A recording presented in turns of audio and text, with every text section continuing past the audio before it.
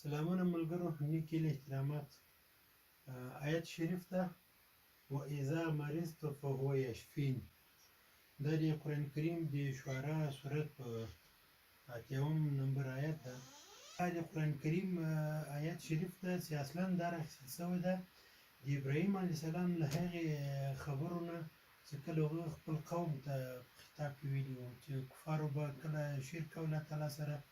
ابراهیم علیه السلام خبره به یې دعوت به یې نه منو، نو هغه بیا څو کلماتو ته ذکر کړي وو چې هماغه خدای چې کله زه وږی شم ډوډۍ راکړي، هماغه خدای چې کله زه مریض شم شفا راکړي. نو دا د هغه د خولې وینا ده چې الله تعالی په قرآن کریم کې خپل کلام یې ده مبارک. یعنې موږ تاسې راځو اوس دې هغه ته تفسیر دی چې کله موږ تاسې مریضان شو موږ ته څوک شفا راکړي، الله تعالی شفا راکړي. یعنې دې نه ثابت شو چې مرض هم شته او یشفین شفا هم شته. دا دواړه موږ تاسو ته معلومه شي چې په دې عصر کې او په دې نړۍ کې دا دواړه شته، چې کله د انسان ژوند وي دا دواړه شته. اوس راځو دې هغه ته خبرې ته چې د مرض لپاره چې کومه درملنه کېږي، دغه درملنه په مخکې وختونو کې څنګه وه، له کوم وخت نه شروع شوې ده، تاریخچه یې څنګه ده، دا ټول به موږ تاسو یو په ډېر لنډ ډول باندې په پښتو ژبه باندې په ډېر اسانه تاسو دې پوهې لپاره زه یو څو کلمات چې ما زده کړي دي او ما خپل مطالعه پرې کړې تاسو ملګرو سره شریک کړم. اوس راځو دې ته چې مخکې خو دواګانې نه وي لکه موږ تاسو اوس انګریزي دوا استعمالوو. پخوا وختو کې په پخوا پیړیو کې خلکو څه رقم ژوند کاوه او د ژوند کې د خپل ناروغۍ لپاره څه رقم بیرته درملنه کوله چې استعمالول. زه اول ورته وایم روحاني، دویم ته وایم جسمانی. روحاني کې چې دي د ډېرو مذهبونو یا د ادیانو خلک خپل هغه لري ځان ته کلمات لري چې هر سړی له خپل مذهب او له خپل دین نه کوي. مثلا مسلمانان دي او موږ تاسې په قرآن کریم او په حدیثو په مسنونه دعاګانو باندې خپل هغه روغتیا کوو یا خپل د ناروغۍ لپاره الله تعالی یادوو او د الله تعالی مبارک پیغمبر د کوم حدیثونو مسنونه دعاګانې دي دغه یادوو. مثلا هندوان دي هغوی خپل هغه لري، تبتیان دي هغوی خپل لري، یهودي خپل لري، نصارا خپل لري. نو دا یو ډول دی درملنې دا راځي. دویم ډول د درملنې جسمانی راځي. جسمانی کې موږ تاسو له پخوا نه تر اوسه پورې د انسان ژوند سره روان ده، نو دغه د جسمانی درملنه شته ورسره. دا له ډېر پخوا نه په نورو طریقو باندې وه، ولې په هر عصر کې په هره پیړۍ کې دوی تغییر موندلی ده. زه به راسم په همدغه باندې به زه لږ تشریح نوره ورکړم. جسمانی موږ بیا په دوو هغه باندې تقسیموو چې یو ته موږ تاسې هغه کلمات چې هغه استعمالوو چې مثلا یوناني اصلا د یونان له هغه نه اخیستل شوی دی چې پخوا د یونان طبابت ډېر مشهور وو، او بل ته مثلا موږ تاسې دې ته یوناني وایي او ایرانیان مثلا دې ته سنتي وایي یعنې رواجي. افغانستان کې هم دا شی نه وو او په ایران کې مو په چین کې مو په نورو ځای کې مو. او بل ته موږ تاسې وایو انګریزي یا عصري طبابت. انګریزي خو ځکه موږ تاسې وایو چې ډېره دواګانې په انګریزي فارمولو باندې جوړ نه په انګریزي باندې مشهور کړي، دلته اصلا موږ تاسې عصري طبابت وایو. اوس به راسم موږ تاسو اوس د نن بحث نه یوناني ده او نه روحاني ده. موږ تاسې ټول بحث نن کېږي هغه په عصري طبابت باندې ده. په عصري طبابت به لږ رڼا کوو خو دې نه مخکې چې عصري طبابت کله انسان ساینس پوهانو او کیمیادانانو بیولوژیکي پوهانو چې کله دا هغه اختراع کړي یا منځته راوړل، دغه نه مخکې دغه معالجات څه رقم وه، په کوم رقم باندې وه. اوس به راسو یو بل آیت شریف ته زه وایم چې الله تعالی فرمایلی دي قد اعطینا لقمان الحکمه، یعنې بېشکه چې ما الله ته هغه لقمان حکیم صاحب ته حکمت ورکړی. لقمان حکیم صاحب روایتونه دي چې داود علیه السلام په وخت کې طبیب هم او یو عادل او دانا شخصیت و چې خلکو ته په هغه باندې د ښو خبرو او ښو توصیو لپاره مشهور و. د لقمان حکیم صاحب یادونه الله تعالی په قرآن کریم کې لکه ما څنګه چې آیت شریف ویلي هغه د لقمان سورت کې 12 نمبر آیت ته و. نو لقمان حکیم طبابت کې ډېر مشهور و. هغه به څه کول، بوټي او کوم هغه چې د هغه درملنې لپاره به دوی وچول او بېرته به یې په اونګ او ژیانو کې ټکول او انسانانو ته به یې درملنې لپاره ورکول چې ډېر زیات مشهور په هغه اثر کې و. د لقمان حکیم طبابت دا اوس پورې هم حکایتونه کېږي. مثلا د لقمان حکیم صاحب له وخت نه راوروسته چینایانو خپل عصري طبابت نه درلوده، ولې په موږ وخت کې هغه سنتي یا رواجي طبابت چې هغوی ته له پیړۍ نه پاتې وو، هغوی به هم دا بوټي موټي سره ټکول او د بعضو مرضونو لپاره علاج پیدا کړی و. مثلا د مصریانو طبابت چې د فرعون د وخت په هغې اوس هم په هغې کې راوځي، په دې سپړنو کې معلومیږي چې شات یې کارول او مثلا نور دواګانې دي چې هغوی مومیایي کول یا د هغه نه مخکې نور کوم د زهرو مقابل کې کوم شیونه هغوی جوړ کړي وو هغه به استعمالول. یا مثلا د یوناني طبابت ډېر زیات مشهور چې موږ تاسې اوس هم په دې عصر کې موږ تاسې بعضې خلک د یوناني طبابت ته زړه ښه کوي، ځکه په دې چې هغه سلسله یې له پخوا نه راشروع وه. نو دا هغه طبابتونه وو چې هغه سلسله یې بعضې اوس هم شته، په افغانستان کې شته، پاکستان کې شته، په هندوستان کې شته، په عربو کې شته، منځني ختیځ کې شته، حتی په اروپا کې بعضې دواګانې چې د یوناني دي.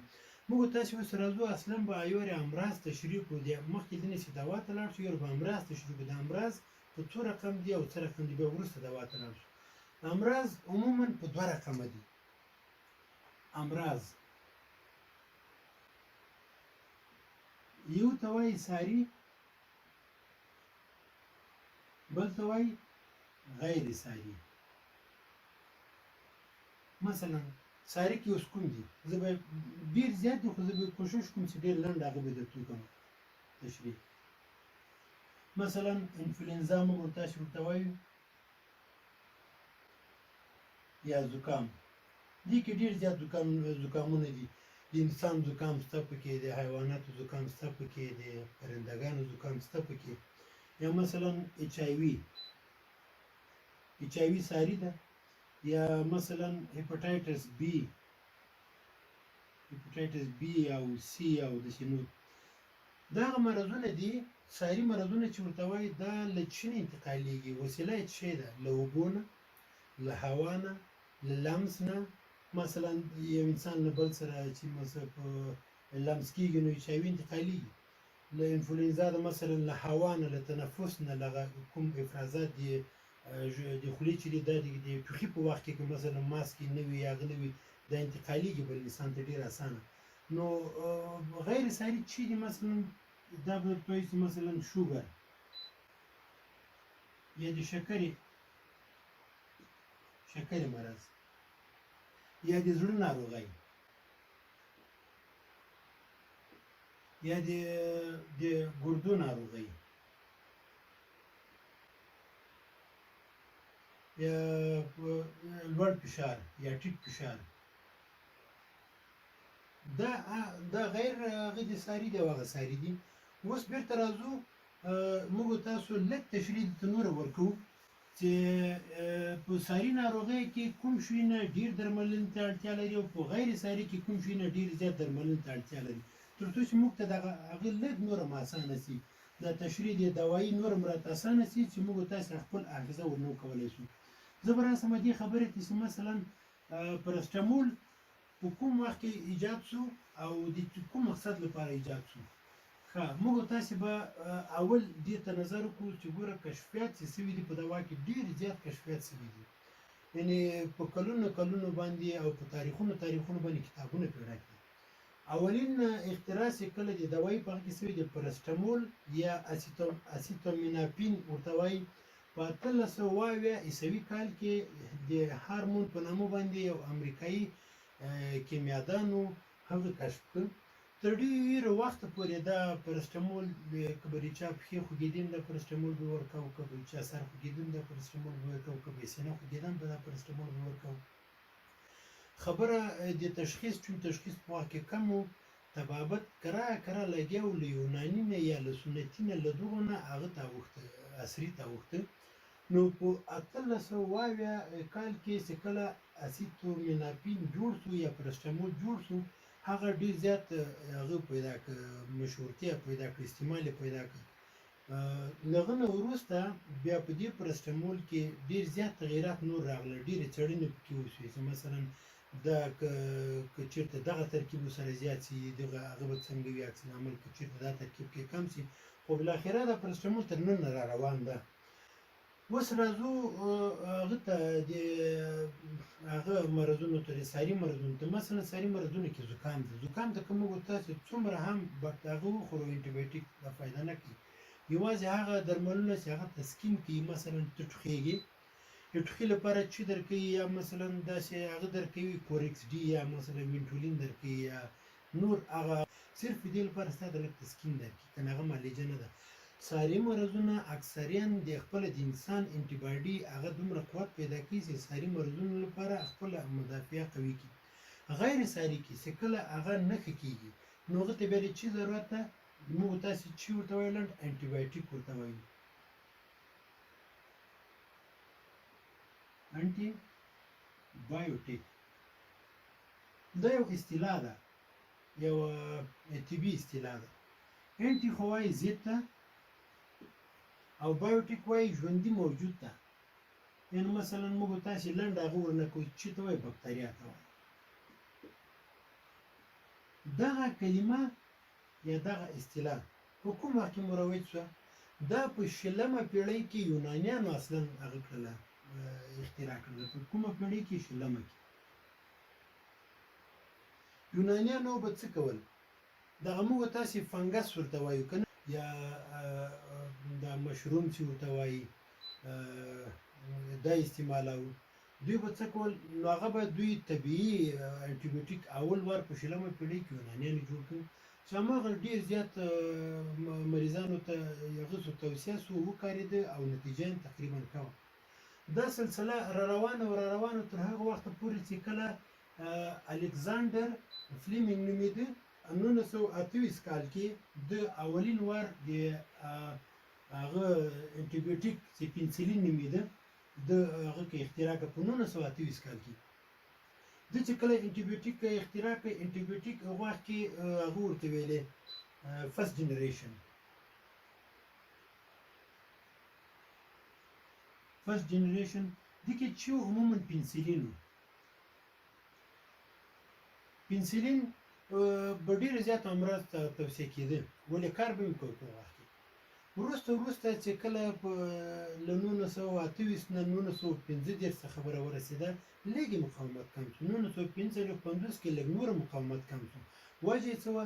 کله چې ساینسدانانو هغه وکړه، ریسرچ وکړه، په هغه کې معلومات وتو چې دلته یو شی بل ده په نامه د امیونیټي.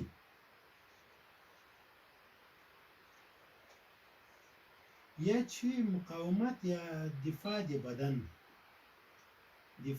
بدن د چشم په مقابل کې، د امراضو په مقابل کې، هغه دفاع چې الله تعالی خپل د انسان په ځان کې اچولې ده. لکه موږ تاسو به اورېدلی سي ولا د فلاني ډېره تبه ده. تبه یې ولې ده؟ چې کله ته د هغه وینه معاینه کې په هغه کې WBC بیخي ډېر شوي دي، وایټ بلډ سیلز. هغه شوینه دي چې هغه اتومات هم دغه بکتریاوو ته ځان رسوي او هلته جنګ ورسره کوي. چېرته چې جنګ وي هلته میټابولیزم ډېر صورت نیسي، دننه په هغه کې وینې جریانو کې، نو هغلته ګرمایش د ځان ډېر زیات سي. کله چې ګرمایش ډېر ځان زیات په دې معنا چې تا په ځان کې دننه دغه امیونیټي فعاله ده او دا لګیا ده د مرض په مقابل کې جنګ کوي، تر څو د هغوی دا حجرې له منځه یوسي. خو بعضې وختونه زور نه پرې رسېږي، بیا موږ تاسو ته کوو انټي بایوټیک ته مراجعه کوو، بېرته راځم انټي بایوټیک ته.